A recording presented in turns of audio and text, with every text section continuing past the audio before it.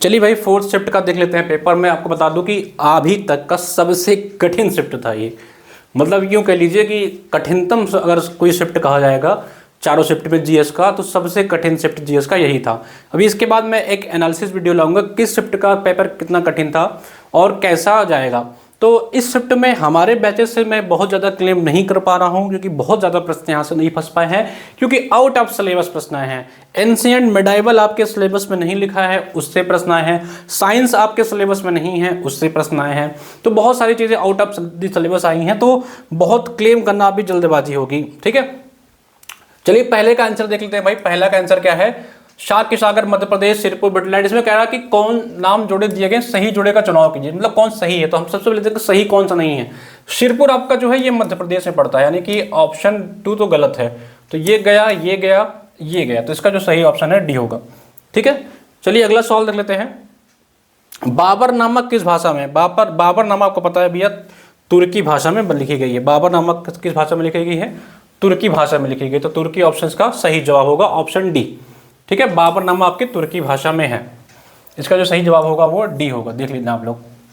ठीक है, कंप्यूटर की मेमोरी जो उसके निर्माण के समय प्रोग्राम की जाती है, तो इसका जो सही जवाब है वो है रोम। जो उसके निर्माण के समय की जाती है उसका जो सही जवाब है ऑप्शन बी, रोम। ठीक है, भारत का पहला पुनः प्रायोज हार्डवेयर रॉकेट रूमी 1 कब प्रक्षेपित किया गया था?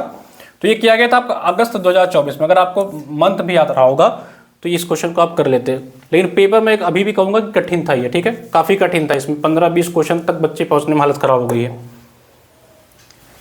निम्नलिखित में कौन मृदा प्रदूषण का कारण है? एसिड वर्षा इसका सही जवाब होगा। ठीक है, तो इसको आप देख लेना, बहुत एक्सप्लेन नहीं कर रहा हूँ यहाँ पे मैं। छठवां पे आते हैं। किस अभिलेख में कालिदास व भरावी दोनों का उल्लेख है? तो इसका है एहोल। ठीक है, ये इसका सही ऑप्शन होगा डी। ज्यादातर प्रश्नों के इसमें ऑप्शन डी सही थे भाई। पीएलआई स्कीम किस क्षेत्र से संबंधित नहीं है पूछ रहा है, तो इसको थोड़ा सा मैं डाउट में रखूंगा, क्योंकि मुझे तीनों ही से लग रहा है। तो इसको हो सकता है इनमें से कोई नहीं ऑप्शन हो, या बी भी हो सकता है। तो इसमें दोनों में 50-50 थोड़ा कंफ्यूज हूँ। बाद में इसको क्लियर करके आपको बता दूंगा किसका ज़्यादा चांस लग रहा है। ठीक है, तो अभी के लिए आप डी मान के चलो।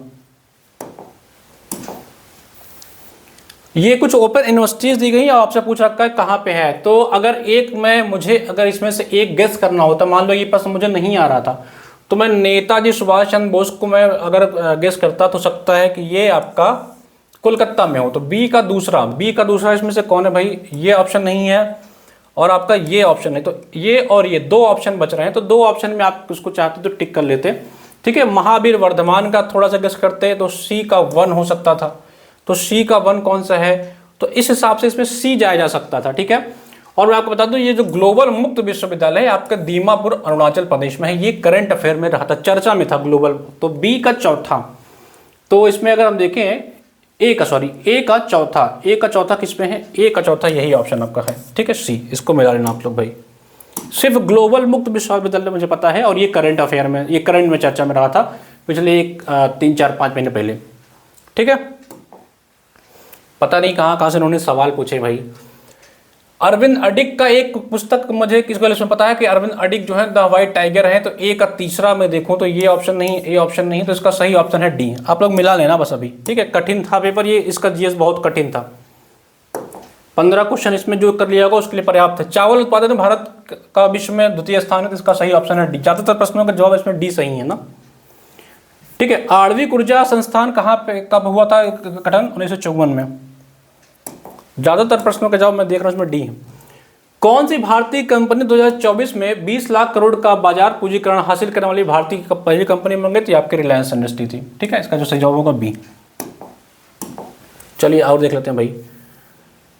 NIRA या फ्रैंकिंग प्रणाली भारत सरकार की शिक्षा मंत्रालय 2015 में शुरू किया। देखिए जब ये शुरू किया गया था 2015 में, तब इसका नाम MHRD होता था। ठीक है, अब इसका नाम शिक्षा मंत्रालय हो गया, तो इस पर आप क्लेम कर सकते हैं।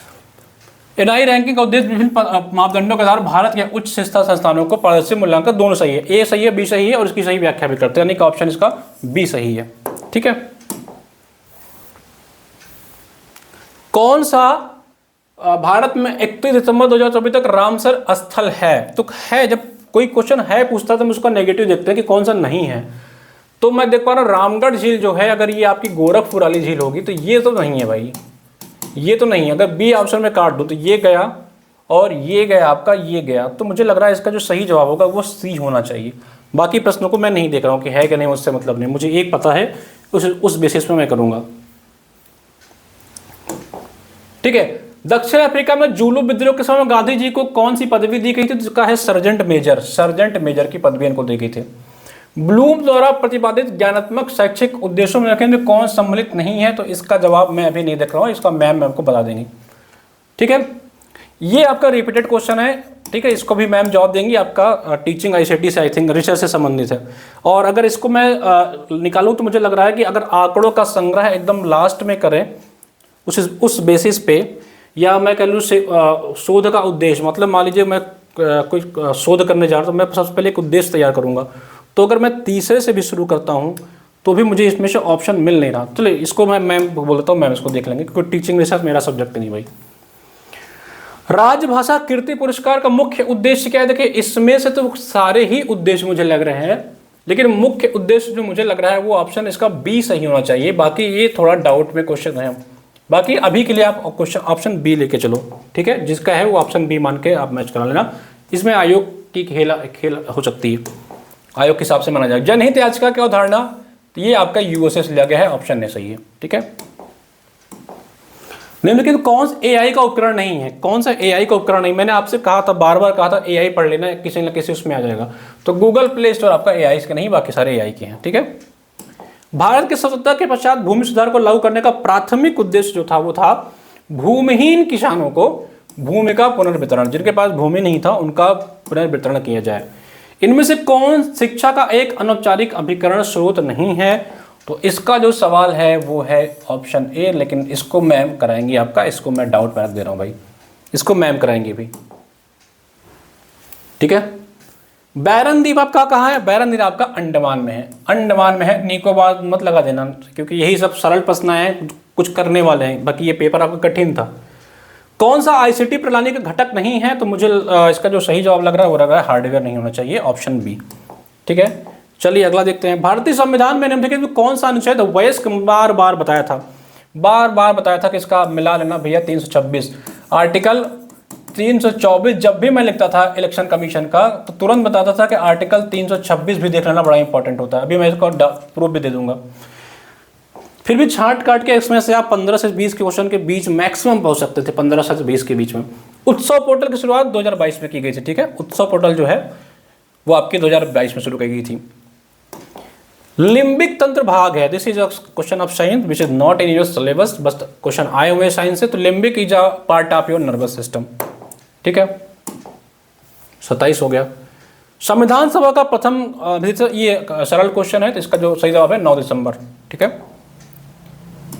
किस खुशबूदार उपज के उत्पादन के नागौर प्रसिद्ध है? नागौर में यार तो बहुत सारे एरोमेटिक क्रॉप्स प्रसिद्ध है, लेकिन इसमें से कौन सा है? This is not very clear now, तो इसको मैं डाउट में भी रख दे रहा हूँ। और जो मुझे मिला है वो जीरा ऑप्शन जो है, कई लोग बता रहे हैं कि जीरा होना चाहिए, जो टीम ने बताया है, लेकिन अभी मैं इसको डाउट में रख रहा हूँ। प्रशासन में बिग डेटा एनालिसिस का उपयोग क्या है?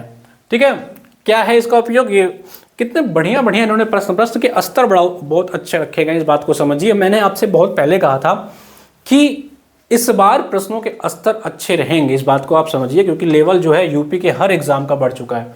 प्रशासन में बिग डेटा एनालिसिस का प्रमुख उपयोग क्या है? बीमारियों के प्रसार पर नजर रखना, चुनाव परिणामों की भविष्यवाणी करना, साइबर सुरक्षा बढ़ाना, सरकारी कर राजस्व में वृद्धि। तो मुझे सिर्फ ये क्वेश्चन जो है, ये वाला ऑप्शन सही नहीं लग रहा है, तो मैं डी निकालता हूँ इसमें से। तो इसका जो सही जवाब है वो बी लग रहा है। बाकी इसका भी एक मैं रिव्यू करके दोबारा से दूंगा, अभी के लिए आप बी लगा लो। तो ये 30 प्रश्न रहे भैया, इसमें से आपके 15 से 20 प्रश्नों को आप इजीली कर सकते थे, या कहिए मैक्सिमम आप इतना ही कर सकते थे, बाकी प्रश्न ये कठिन था। चलिए इसको देख लीजिए, अभी मैं एक एनालिसिस वीडियो के साथ आपसे मिलता हूँ। धन्यवाद।